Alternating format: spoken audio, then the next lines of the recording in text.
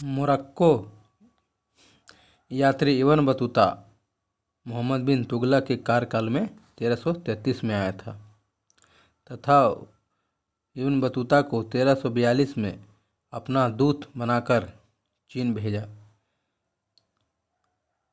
बिन तुगलक ने अपने सिक्कों पर अल सुल्तान जिल्ली इलाह, जिसका अर्थ सुल्तान ईश्वर की छाया है, अंकित करवाया। उसके शासनकाल में साम्राज्य 23 प्रांतों में बटा हुआ था। कश्मीर और आधुनिक बलूचिस्तान को छोड़कर पूरा हिंदुस्तान दिल्ली सल्तनत के नियंत्रण में था। वह दिल्ली का प्रथम सुल्तान था जिसने योग्यता के आधार पर पद देना आरंभ किया और भारतीय मुसलमानों एवं हिंदुओं को भी सम्मानित पद प्रदान किए। उसने दोआब में कर वृद्धि की। उसने कृषि की उन्नति के लिए एक नया विभाग खोला और एक नया मंत्री अमीर को ही नियुक्त किया।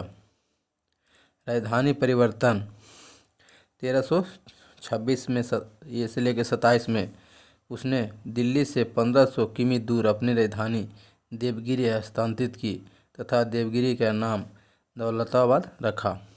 उसकी यह योजना सफल रही। सांकेतिक मुद्रा 1329 से 30 के बीच मोहम्मद बिन तुगलक की एक और असफल योजना प्रतीक मुद्रा का चलन आरंभ करना। उस समय चांदी के सिक्कों को टंका एवं तांबे के सिक्कों को जित्तल कहा जाता था। इस मुद्रा का चलन अंतर्राष्ट्रीय स्तर पर चांदी की कमी का सामना करने के लिए किया गया था। उसने तांबे या पीतल के सिक्के चलवाए। इससे पहले चीन के कुबलाई खां के समय सांकेतिक मुद्रा का चलन सफलतापूर्वक किया गया था। मोहम्मद बिन तुगलक के अभियान। उसके काल में एकमात्र मंगोल आक्रमण 1328 से 29 के बीच हुआ। अलाउद्दीन तर्माशिरीन के नेतृत्व में हुआ था। मोहम्मद बिन तुगलक ने खुरासान अफगानिस्तान को जीतने की योजना बनाई। मोहम्मद बिन तुगलक ने 1337 से 38 के बीच में कुराचिल अभियान किया, जिसका उद्देश्य उन पहाड़ियों राज्यों को अपनी अधीनता में लाना जहां अधिकांश विद्रोहियों को शरण प्राप्त होती थी। मोहम्मद बिन तुगलक के कार्य में प्रमुख विद्रोह गुलबर्गा के निकट सागर के जरीद जगीरदार बहाबुद्दीन गुरसप्पा का विद्रोह। दूसरा, मुल्तान के सूबेदार बहराना अय्यूब उर्फ किसलू खां का विद्रोह। 1327-28 में बंगाल का विद्रोह। सूनम और समना कड़ा विद्यर अवध के विद्रोह। 1336 में विजयनगर का विद्रोह। 1347 में देवगिरी में विद्रोह एवं बहमनी राज का नींव। उसने निजामुद्दीन औलिया के कब्र पर मकबरे का निर्माण कराया था। उसने तुगलकाबाद के पास आदिलाबाद नामक दुर्ग बनवाया। उसने सतपलाह बांध एवं बिजली महल का भी निर्माण कराया। अस्थायी बंदोबस्त लॉर्ड कॉर्नवालिस के कार्यकाल में 1793 में हुआ था। यह बंगाल, उड़ीसा, बिहार एवं उत्तर प्रदेश एवं उत्तरी कर्नाटक में हुआ था। इसमें राजस्व 17% होता था और जमीन का मालिक जमींदार होता था। सार्वजनिक सभा की स्थापना महादेव गोविंद रानाडे ने की थी। रानाडे को उनकी मेधा शक्ति के कारण महाराष्ट्र का सुकरात कहा जाता था तथा पश्चिम भारत में सांस्कृतिक पुनर्जागरण का अग्रदूत भी कहा जाता था। प्रथम आंग्ल मैसूर युद्ध 1767 से 69 के बीच, उसमें मद्रास की संधि हुई। हैदर अली और लॉर्ड बेरेलास्ट तथा जनरल स्मिथ के बीच। द्वितीय मैसूर युद्ध हैदर अली और वरेन हेस्टिंग्स तथा उसके सेना आयरकुट के बीच। इसके अंतर्गत मंगलौर की संधि 1784 में हुई। हैदर अली की मृत्यु हो जाती है इसमें। तृतीय आंग्ल मैसूर युद्ध टीपू सुल्तान तथा अंग्रेज लॉर्ड कॉर्नवालिस तथा अंग्रेजी सेनापति जनरल मेडोज श्रीरंगपट्टनम की संधि 1792 में। चतुर्थ आंग्ल मैसूर टीपू सुल्तान और लॉर्ड बेलीजेली तथा उसके सेनापति स्टुअर्ट, इसमें मैसूर सहायक संधि हुआ। गांधी जी द्वारा जारी किया गया समाचार पत्र यंग इंडिया गांधी जी द्वारा 1919 में अहमदाबाद से जारी किया गया। यह अंग्रेजी समाचार पत्र था। नवजीवन, यह भी गांधी जी द्वारा 1919 में अहमदाबाद से, यह हिंदी और गुजराती समाचार पत्र था। हरिजन, गांधी जी द्वारा 1933 में पूना से जारी किया गया। यह भी हिंदी और गुजराती था। इंडियन ओपिनियन, यह भी गांधी जी द्वारा जारी किया गया। यह गांधी जी द्वारा जारी किया गया सबसे पहला समाचार पत्र जो 1903 में दक्षिण अफ्रीका में जारी किया गया था। यह भी अंग्रेजी समाचार पत्र था। न्यू इंडिया, एनी बेसेंट द्वारा 1914 में मुंबई से जारी किया गया। यह भी अंग्रेजी समाचार पत्र था। हिंद केसरी, यह गंगा प्रसाद गुप्त द्वारा 1914 में काशी से जारी किया गया।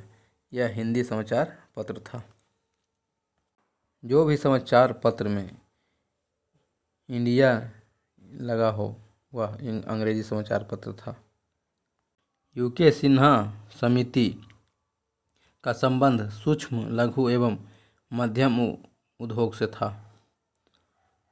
कागजी मुद्रा या कीर्ति मुद्रा है एक विशेष आहरण अधिकार जिसको इंग्लिश में SDR स्पेशल ड्राइंग राइट कहा जाता है।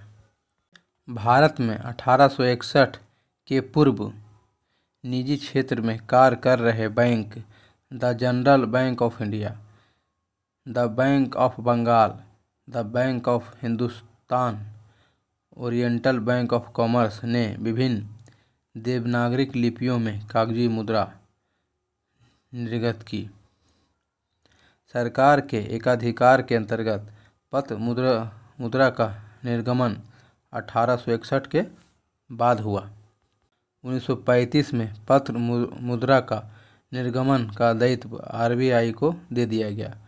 1938 में जॉर्ज पंचम के चित्र वाले नोटों के स्थान पर जॉर्ज षष्ठ के चित्र वाले नोट जारी किए गए।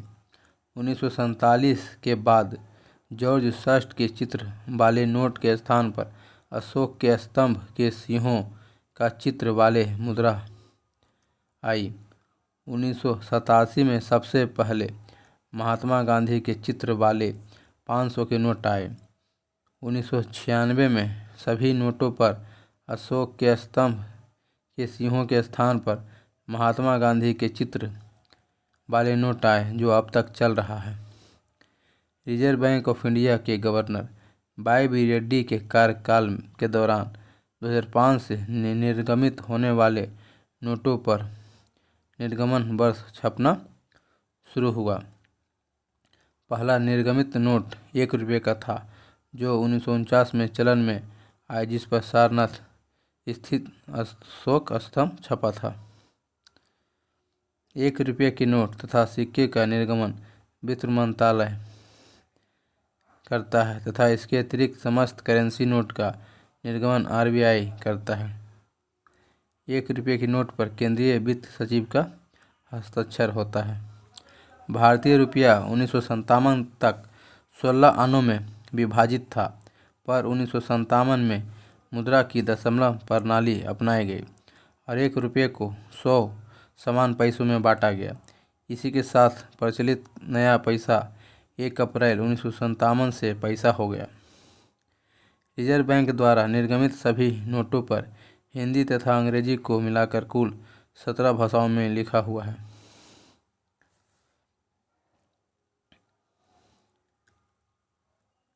रुपये के सिंबल के चिन्हित के लिए ITI मुंबई के स्नातक उदय कुमार ने की।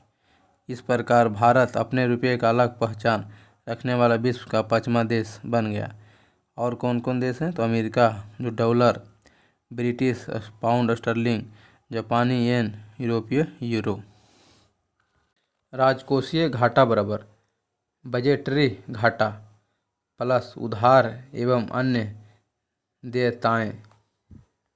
जब कोई देश में अपनी मुद्रा का अवमूल्यन करता है तो उसका प्रभाव निर्यात सस्ता हो जाता है, आयात महंगा हो जाता है।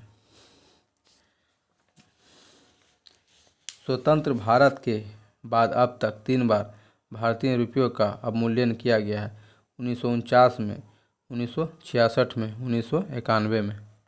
अवमूल्यन से आशय मुद्रा के मूल्य में आधिकारिक रूप से गिरावट या कमी करना। विदेशी मुद्रा भंडार के अंतर्गत शामिल होते हैं विशेष आहरण अधिकार SDR, IMF के पास रिजर्व कोष, स्वर्ण भंडार, विदेशी परिसंपत्तियां। डॉक्टर राजेंद्र प्रसाद प्रमुख समिति के अध्यक्ष थे। पहला नियत समिति, दूसरा संचालन समिति, तीसरा वित्त एवं कर्मचारी समिति, चौथा राष्ट्रीय ध्वज के लिए तदर्थ समिति के अध्यक्ष थे। संसदीय शासन प्रणाली की प्रमुख विशेषता, पहला दोहरी कार्यपालिका, दूसरा विधायिका एवं कार्यपालिका के मध्य सामंजस्यपूर्ण संबंध। शक्ति का कठोर पृथक्करण राष्ट्रपति शासन प्रणाली की प्रमुख विशेषता है। महान्यवादी राष्ट्रपति के प्रसाद पर्यंत पद धारण करता है। वह अपने पद के आधार पर महान्यवादी को संसद के सदस्यों के विशेष अधिकार प्राप्त है। अनुच्छेद 105 के 4।